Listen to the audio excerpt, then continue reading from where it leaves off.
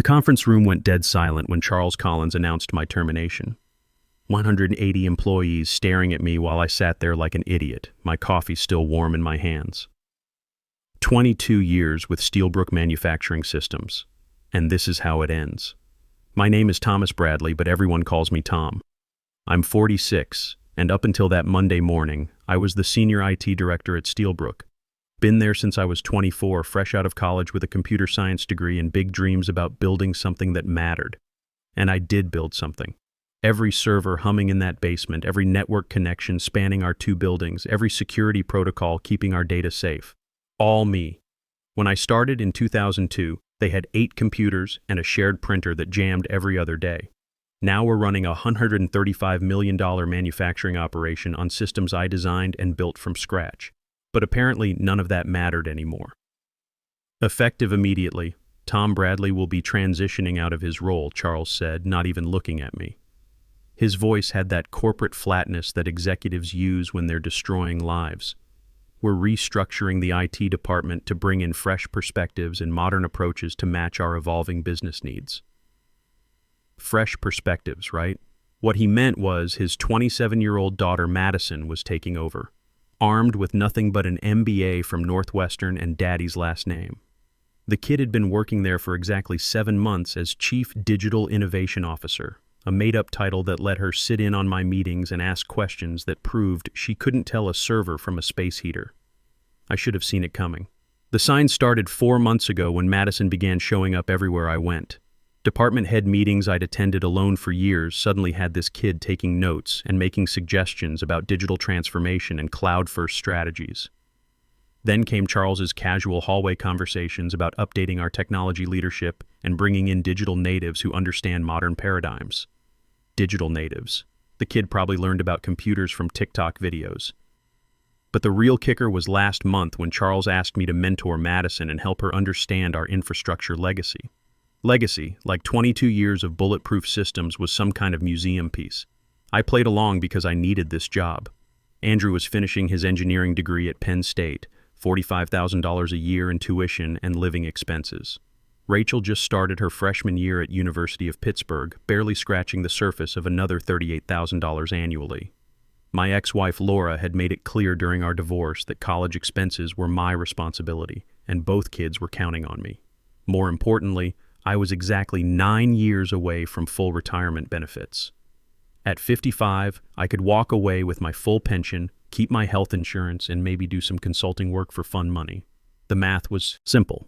Hold on until 2033, and I'd be set for life.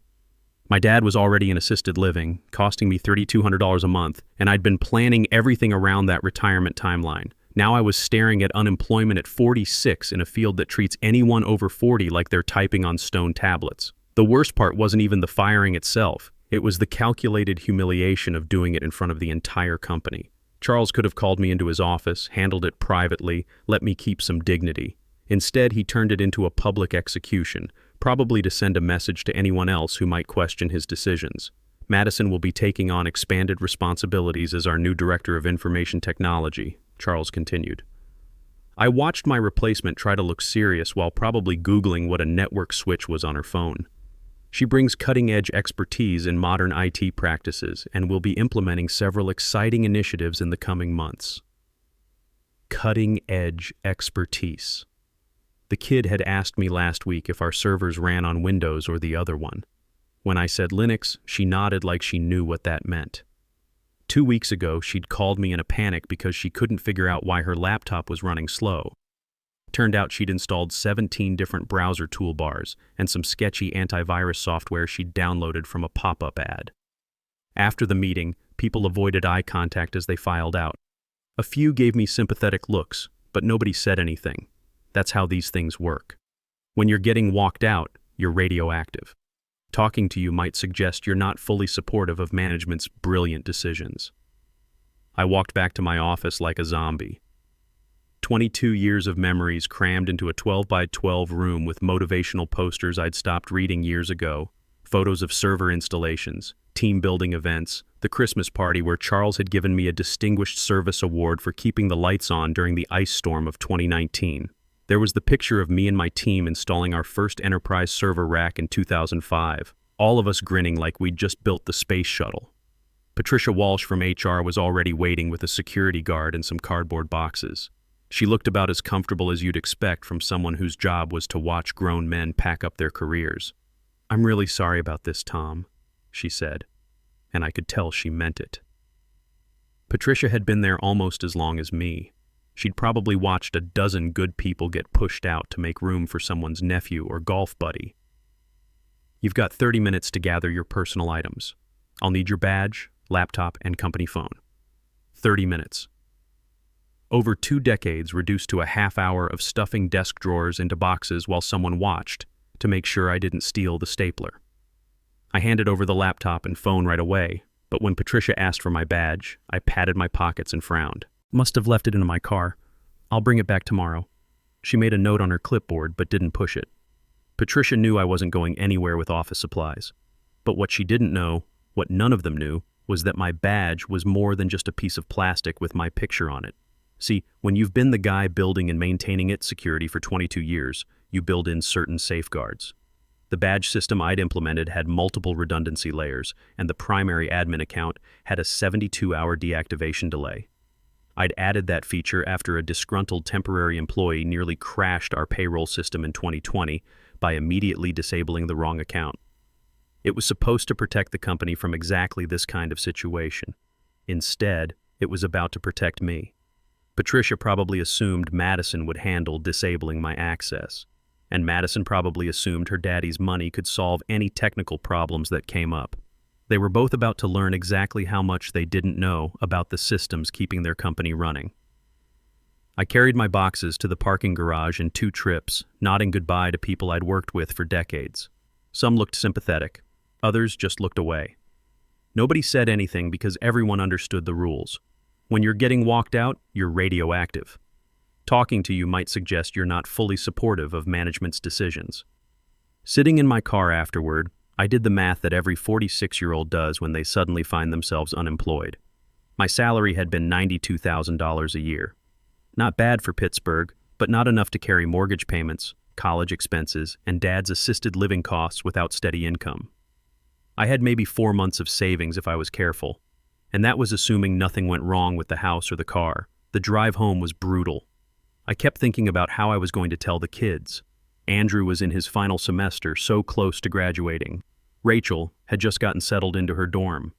How do you explain to your children that their old man got outsmarted by a 27-year-old with an MBA and no clue? When I pulled into my driveway, I sat in the car for another 10 minutes just staring at the house Laura and I had bought when the kids were little.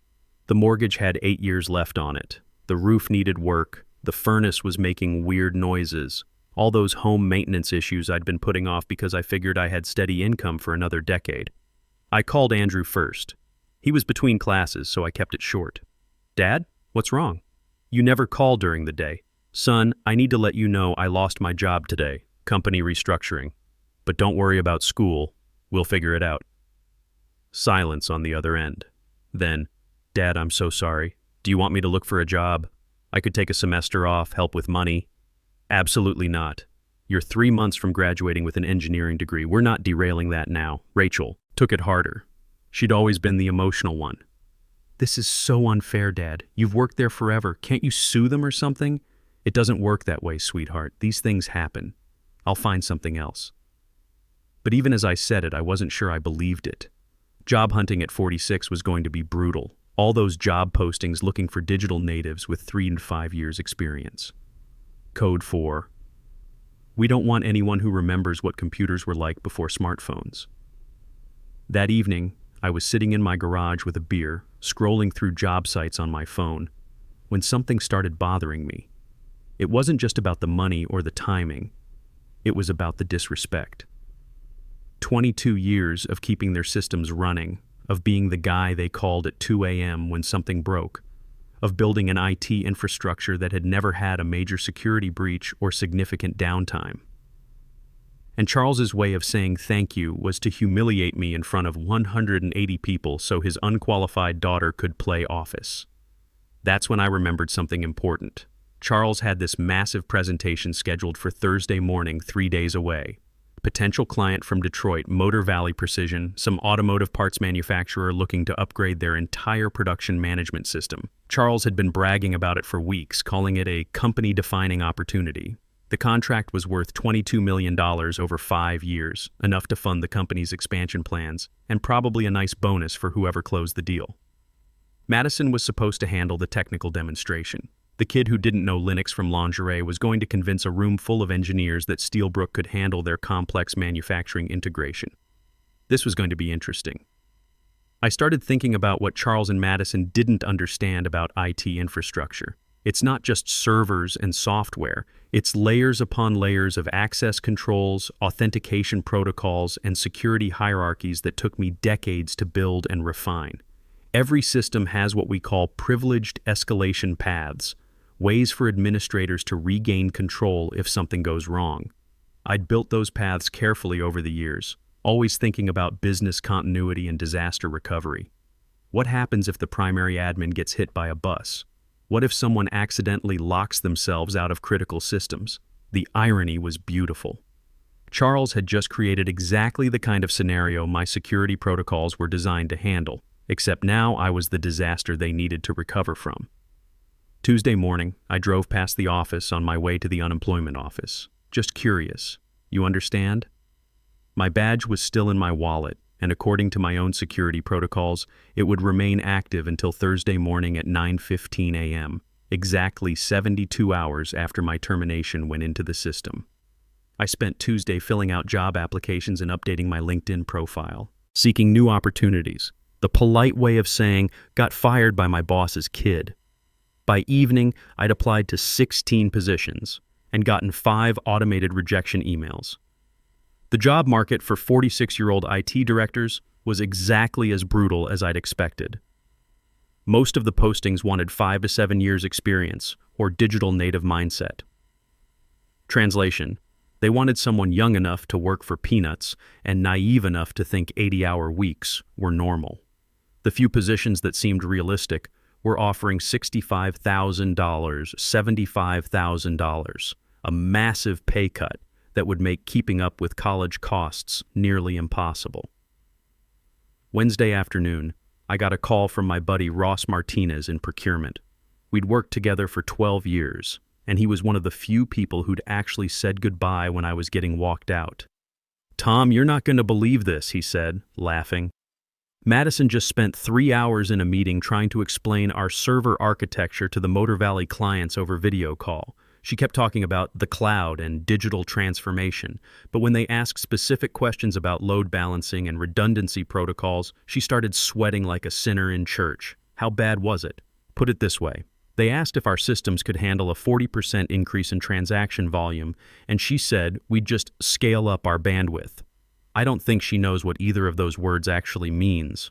Then she tried to show them our server room on the video call, but she held her phone sideways and all they could see was her finger covering the camera lens.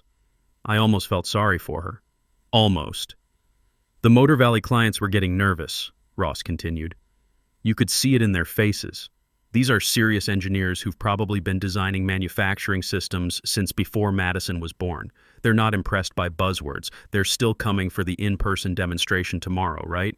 Oh yeah, Charles is putting on the full dog and pony show. Catered lunch, facility tour, the works. He's betting everything on Madison pulling this off. He even hired that expensive catering company from downtown, the one that charges $75 per person. Word is he's already spent $15,000 on this presentation. After hanging up, I made my decision. Not about revenge. I'm not that petty. This was about professional standards, about showing a company what happens when you throw away institutional knowledge in favor of nepotism and buzzwords. Wednesday night at 11:45 p.m., I drove back to the office. The parking lot was empty except for Charlie Thompson's security truck.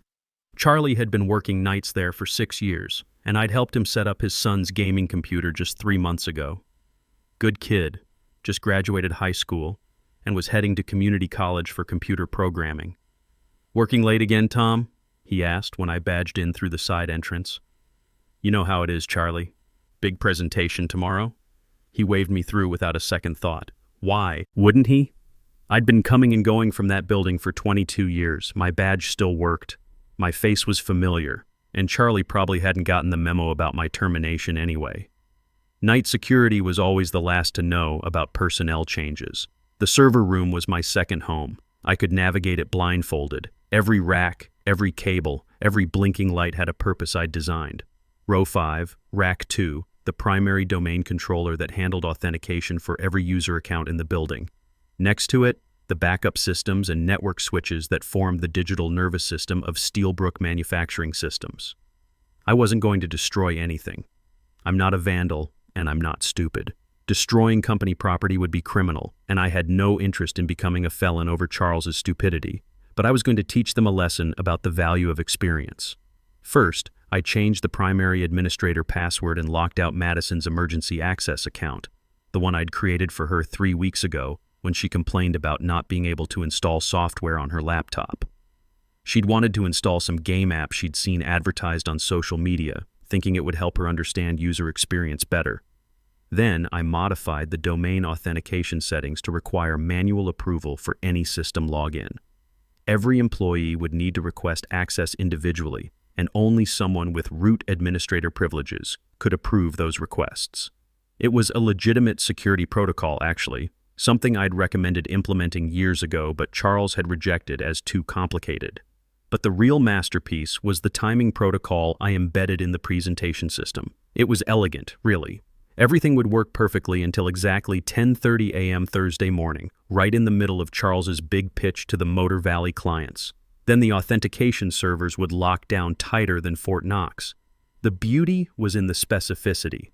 I didn't touch the manufacturing systems or the payroll servers. This wasn't about hurting people or stopping production. This was about the presentation, the conference room where Charles thought he could embarrass me publicly and get away with it. I also copied our complete client database, technical specifications, and the entire Motor Valley project proposal to a secure external drive. Not to steal anything. I'd never violate client confidentiality. But if Charles wanted to play hardball, I needed insurance, evidence of exactly what I'd built, what I knew, and what they were throwing away. The whole operation took me 42 minutes. By 12:30 a.m. Thursday morning, I was back home, sitting in my garage with another beer. My phone was charging on the workbench, and I'd already decided to leave it there all morning. Charles's presentation was scheduled to start at 9:30 a.m. If my calculations were correct, they'd have exactly 1 hour of normal operation before everything went sideways. 1 hour for Madison to try explaining complex manufacturing integration systems to a room full of engineers who actually knew what they were talking about. Thursday morning, I was having coffee and reading the Post-Gazette at the diner across from our office building when my phone started buzzing. I'd turned it back on at 8:30 a.m. just in time for the show to begin. First call came at 9:48 a.m. Patricia from HR, probably wondering why I hadn't returned my badge yet. I let it go to voicemail. 9:55 a.m. Madison calling. Poor kid was probably starting to panic as she realized the presentation computers weren't responding properly. I let that one ring through too. 10:02 a.m. Charles himself, the big boss, reduced to calling his fired employee for help. I almost answered just to hear the desperation in his voice, but decided to let him sweat a little longer. Through the diner window, I could see people moving around frantically in the office building across the street. Emergency meetings happening in conference rooms, someone running between floors. By 10:20 a.m., there were 4 people visible in the server room through the basement windows, probably Madison and whatever outside IT contractors they could get on short notice. At 10:28 a.m., my phone rang again. Charles, getting persistent. This time I answered. Tom, thank God. We're having some kind of catastrophic system failure. Everything's locked up. The presentation computers, the network, even the phones are acting weird. Can you come in and help us fix this? I could hear real panic in his voice now. 22 years of smooth operations, and suddenly he was remembering exactly who had been keeping the lights on. Sorry, Charles. I don't work there anymore, remember? You made that pretty clear on Monday. Look, I know Monday was abrupt, but we've got the Motor Valley clients here right now, and this is a $22 million contract. We need your expertise. That sounds like a Madison problem now. I'm sure your Director of Information Technology can handle it. She's got all that cutting-edge expertise, right? Silence on the other end. I could practically hear him calculating how much this was going to cost him. Tom, please. We can work something out financially. And there it was, the magic words every consultant loves to hear. Well, Charles, I'm consulting independently now. My emergency rate for system recovery is $400 per hour with a minimum 8-hour engagement. Payment by wire transfer before I touch a single keyboard. More silence. I knew he was doing the math. $200 minimum, probably closer to $4,500 by the time I was done. But that was pocket change compared to losing a $22 million contract. Fine. Whatever it takes. Just get down here. I finished my coffee, left a $4 tip for the waitress who'd been keeping my cup full, and walked across the street. The office was pure chaos. People standing around their computers like they'd been cursed by some digital witch.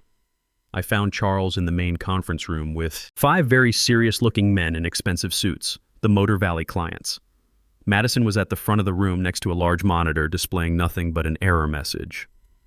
"Gentlemen, this is Tom Bradley," Charles said, relief flooding his voice.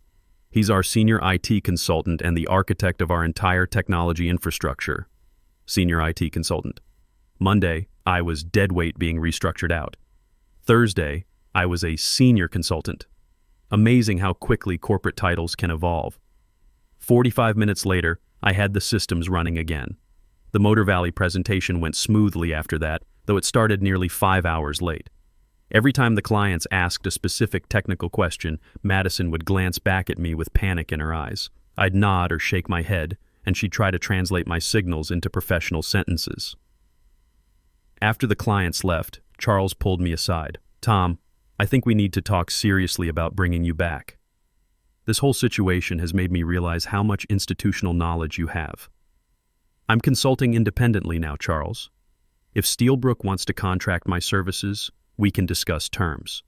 He agreed to $150 per hour for ongoing consulting work. Within 6 months, I had a permanent contract at $175 per hour. 8 months later, James Murphy from Motor Valley Precision called me directly. They'd decided to pass on Steelbrook and wanted an independent consultant for their manufacturing integration systems. The Motor Valley contract was worth $650,000 over 18 months. Today, my consulting firm, Pittsburgh Tech Solutions, has 6 major clients. I'm averaging $185,000 annually, exactly double my old salary, while working fewer hours and having complete control over my schedule. Andrew graduated debt-free and landed a great engineering job. Rachel's tuition is covered, and I'm actually enjoying work again. Sometimes I drive past the Steelbrook building and think about that conference room where Charles humiliated me in front of 180 people. Madison got transferred to strategic communications last year, far away from anything involving actual technology. Charles still calls occasionally when they have serious IT problems, and I still charge him my emergency rate. The best part isn't the money, though, it's the respect. When I walk into companies now, I'm not just another employee they can fire in an all-hands meeting. I'm a professional consultant whose expertise commands premium rates. Every conversation, every recommendation carries weight, because they're paying serious money for my opinions. Sometimes getting fired is the best thing that can happen to you. You just have to be smart enough to turn institutional knowledge into institutional leverage. At 46, I learned that experience isn't something they can take away from you. It's something you can sell to the highest bidder. The market, it turns out, values competence a lot more highly than Charles Collins ever did. Looking back, that humiliating Monday morning in the conference room wasn't the end of my career. It was the beginning of my real one. I spent 22 years building other people's dreams, and it took getting fired to realize I should have been building my own all along. Sometimes the worst thing that happens to you turns out to be the best thing that could have happened.